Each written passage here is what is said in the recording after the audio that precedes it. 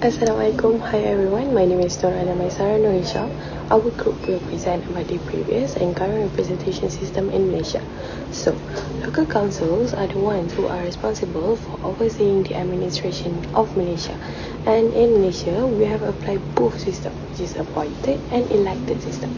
Back then, we used the elected system, but currently we are applying the appointed system and looking for their representative.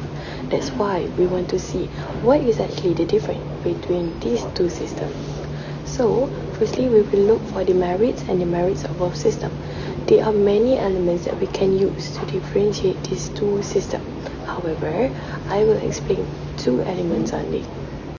First, in terms of relationship, in the appointed system, they are much closer with higher authority. This is because the system may be more closely aligned with higher authorities, and also those in power at the top levels make key appointments. Their representatives are less likely to be close with the local population. Not like the representatives they are elected, they are closer with locals. They are much closer since the locals involved in the local authority. The people involved in choosing them as the officer. So, the officers are accountable for the people since they will represent the local voice. Next element is decision making. For the appointed system, they are fast in making a decision because they can ask and gain help from the authority itself. They are also fast since the officers are much more expert and have the specialty in certain fields. However, the officer in the elected system are able to make a wise decision. The reason for this is because elected officers are directly accountable to the public, so they should have considered every single decision and take all the opinions of their constituents. It may take some time, but it is better to have a wise decision than having a hasty result. And that's all from me. I will pass to the next person. Assalamualaikum warahmatullahi wabarakatuh. I'm Nurul Natasha Anisha Binti Nordin. Want to present about the role of the councillor. In this chapter, they have two systems, which are the elected system and the appointed system. In Malaysia, we have an appointed system with no election for councillor. As we know, the job of councillor can have an influence on the variety of factors such as people, country, and the environment. First, the function of the councillor in Malaysia local government administration is represent the interests of the community. The councillor serve as a link between the community and the local government, allowing residents to voice their problem because they are the main focus. A country can grow unless its citizens do. For example, LKPP Property Sdn Berhad failed to meet Indah Water Consortium Sdn Berhad IWK sewage requirements, resulting in waste and excrement entering residential area. These citizens must speak up about this major problem so that the council members are aware for this issue and come up with solution. Next, the job of a councillor is to explain council policy to the public. Following the presentation of the concern by the public, the councillor will discuss the solution by developing a new policy and publishing it so that the public is aware that the policy has been published and made official. For example, MOHR will expand the ELAC scheme under the Workers' Social Security Act 1969 Act 4 to protect international workers. The next example is the Malaysian Ministry of Human Resources MOHR is in the process of drafting a national human resource policy that cover issue of employee health and safety, and if the policy is produced, it will be published for citizen awareness. Finally, the councillor should ensure that the council works must for the overall goods of the community and that no group is overlooked. The goals of local government facility is for everyone to use it, such as male or female, influence or poor. Every policy or facility enacted by the authority is not Bismillahirrahmanirrahim. Assalamualaikum warahmatullahi wabarakatuh. I bid to the Madam Shahida and all of my fellow friends. Bring back to my topic to 4.0, which is challenge, and we'll cover to the 5.0, which is area of improvement to cope with the current challenges. First and foremost, the challenge that arises when using election system is the political party factor. The party will dominate the councillor, which is the councillor has the political background and their influence, and the influence will increase and make the popularity of those candidates more famous than others. The issue when the candidates does not have the specialty and not work as their administrator of the local government.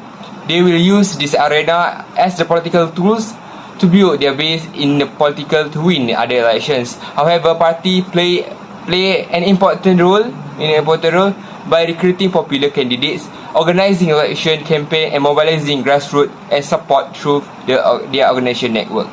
Furthermore, the next challenge that arises during the election system is corruption, which is the local level corruption that can impair of the efficiency and the credibility of the electoral system. When the local authority participate in the corrupt practice, public trust is eroded, resources are diverted away from important services, and the general functioning of local government is hampered. Corruption may be a substantial impediment to effective government and long-term prosperity. The case is bribery, which is giving, the offering, receiving something of value, which is the intent of influence the action of an official. A local contractor pay a bribe to the municipal officer to secure government contract for construction work. This is the factor why the government removed the election system because of the corruption that become worse. Next, we will discuss the challenge in the current system that being used, which is a representative system. Under this system, the councillor will be chosen by state government based on the councillor being appointed under Section 10 of the Local Government Act 171. First and foremost, the challenge is the voter education, which means direct election necessitate well-informed electorate. If voters are not appropriately educated about the local government candidates, their function and the importance of voting in the local election, it may result in the informed decision making and consequently poor voter turnout. Especially for the young voter, they will ignore the local government and they will not know the councillor who handle that area. It's important to bring back the election system that give the power to the citizen. Malaysia is a democratic country and it must be implemented by the local government councillor and that are also of the government servants. Thus, it will make citizens become more alert about the local government that will play important role to cover the niche area. Secondly, the challenge in the appointed system in the local government administration is the resource allocation, which is mean the local government, particularly those with different skill and resources, may encounter difficulty in the properly managing budget and resource throughout the transitions. Dispute between the local government might result in unequal growth and service delivery. Okay, first and foremost, introducing a new election system is the best way to make the previous local government system better. Malaysia needs to think about the changing the first past the post system in favor of a more organized and effective one that can promote the centralism and national cohesion. Furthermore, the new system allows legitimate Malaysia to serve among one another in parliament and promotes healthy competition among partners in coalition. Due to FPTP, which is strongly focused on voting based ethnicity, minority ethnic group Chinese 33%, Asli people 11%, and Indians 7%, found that it's difficult for them to see community member from their race, while the majority of those elected is in the election are Malays.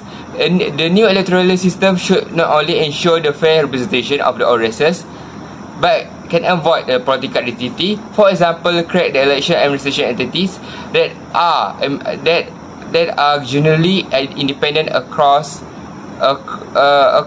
party parliamentary committee should oversee the domination of election commissioner, and to prevent political influence, this body should have the operational independence when it's come to the staffing and budgeting. Okay, for the next improvement that should be made in our current system of the local government, which is an important system, is that the representative local government should be fair. They need to be appointed those are qualified in the term of knowledge, contribution to the area, and they include all the parties, and not only choose among their connection or representative from any party only.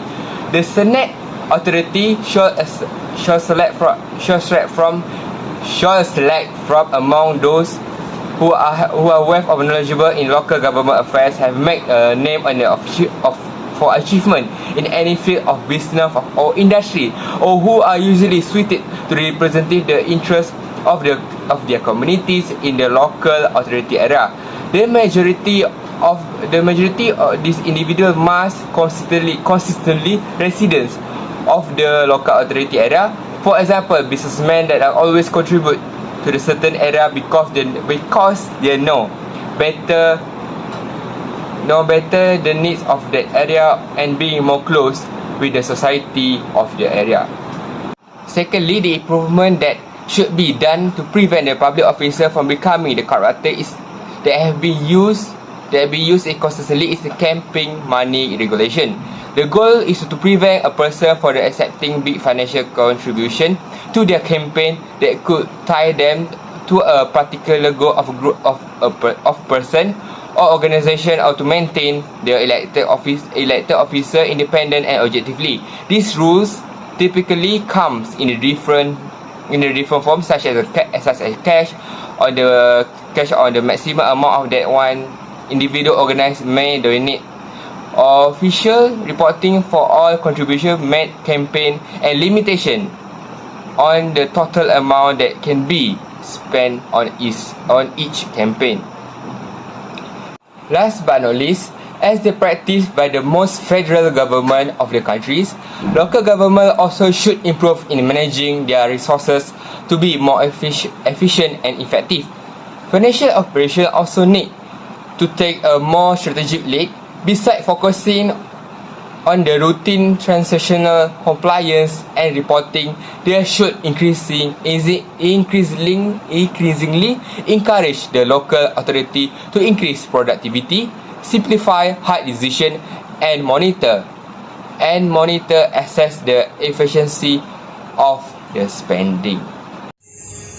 For the last part in our video, I can conclude that the Malaysia local government today use a representative system as a result of several issues that faced in 1965, forcing Malaysia to restructure its government system.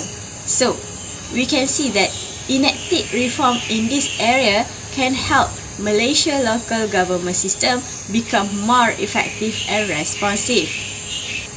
For personalized and significant reform, it is critical to analyze the particular context and dynamic of Malaysia local government institution. So, that's all from us. Thank you for watching our video.